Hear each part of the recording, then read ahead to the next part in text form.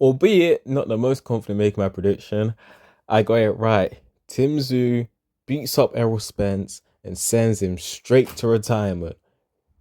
Let's talk about it.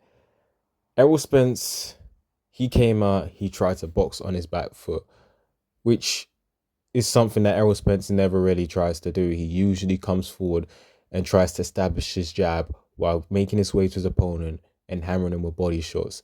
But this time, he tried to move backwards, something he's never done. I don't know why he tried to do something completely different, which he's never done in his entire career at the age of 36, coming off a 3 year layoff, multiple car accidents and injuries and the like.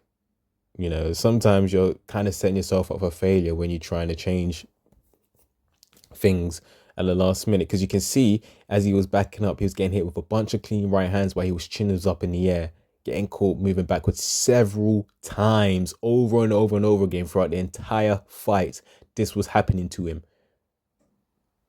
You know, made no adjustments. He couldn't make adjustments. He just kept getting hit with the same right hand over and over and over again. Errol Spence still showed some good body shots as he usually does, but the shots just didn't have much power. And even back at 147, because people say he lost his power, he was never really the biggest power puncher. I don't know where people get this idea that Spence was some big puncher at 147. The guy hasn't had a proper knockout since 2018 when he knocked out Carlos Ocampo with a body shot. In 2018, I was still in school in 2018. That's how long ago it was. You know, he couldn't knock out Mikey Garcia. He tried his hardest. People thought he'd run for Sean Porter. That never happened. Didn't stop getting Danny Garcia. He, hit Ugas with 1,000,001 shots. Couldn't knock him out. He got a stoppage through Ugas's eye being all swollen up and stuff. And that's really it. I ain't saying he's a pillar punch, but Spence was never the biggest puncher out there. I don't know where people got this idea that he was some tremendous puncher. He's not. So he definitely weren't going to be one when he moves up. And really, truly, as I said in the video that has shown up, he should have moved up from 147 a long, long time ago. A long time ago. People say that Tszyu is the bigger fight between the two. I tried looking at it because I was watching the fight. I watched the fight live actually. I was watching it like 3, 4 in the morning because that's when I thought it was gonna happen. But there was still the undercard, and I ended up falling asleep. And I was like, shit. And then next you know, I wake up and Spence and Tszyu are walking to the ring. I was like, huh? It's like 6 a.m. This guys haven't fought yet. Like what? But I'm glad it was at the time because I got to see it live. But anyways, that was that was a tangent. But yeah, he had some success with the body shots. Um, well, success. He was doing all right at the body shots, but it won't really have much effect on Tim. Tim was having success with the lead right hand all fight. He also hit Errol Spence with some good body shots because he started hitting Spence the body, and Spence was really feeling it.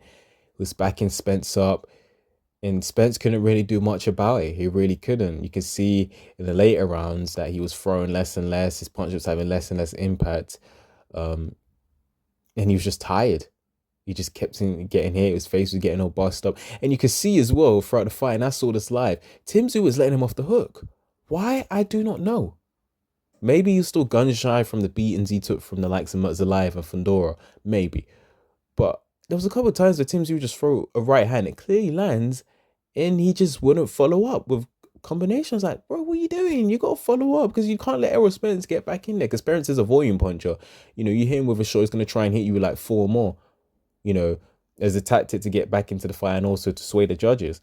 So I was like, you can't just keep letting this guy off the hook, but he broke Spence down and he got the victory. And you can see in the last round, Spence, he was running in the last round. He didn't even throw any punches. He was running. He just wanted to get out of there, But Tszyu beats Errol Spence on a unanimous 12-round decision.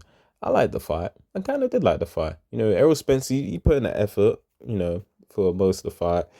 But, too many injuries, too much punishment, too long out of the ring. He's had a history of drinking, a history of yo-yo dieting or, weight yo-yoing, whatever the term is called, blowing up in weight and then dropping back down. He's had a history of that. That catches up to you.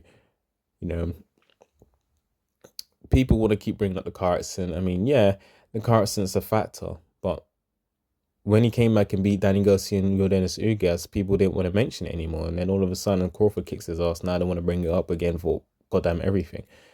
You know, but yeah, that was a good fight. Spence is not Spence. Spence retires. Yeah, Spence retired, and then what's his name? Tszyu, Tim Tszyu called out Erislandi Lara for the 160. Was it the WBA title that Lara has? The WBA title. He called him out. Do you think Tim Tszyu could be a factor 160? Do you think he could beat Lara even at this stage? Do you think he could beat Adames? Who's the other champ at 160? Because that division is dead as fuck. Oh yeah, Denzel Bentley was made champion recently. Do you guys think he has a chance against him? I don't know. People think Tim Tszyu's kind of short anyways, so even when he beat Spence, he said people still think he's not enough to prove that he's elite level 160. And yeah, they're probably right. They're probably right. He took punishment against Fedor in the first fight, and then the second fight, and then the Marzalayev fight. And Tim Tszyu's not exactly the greatest guy defensively, so yeah, he's probably not even in his prime either. But anyway, that's what I will say. I'm out.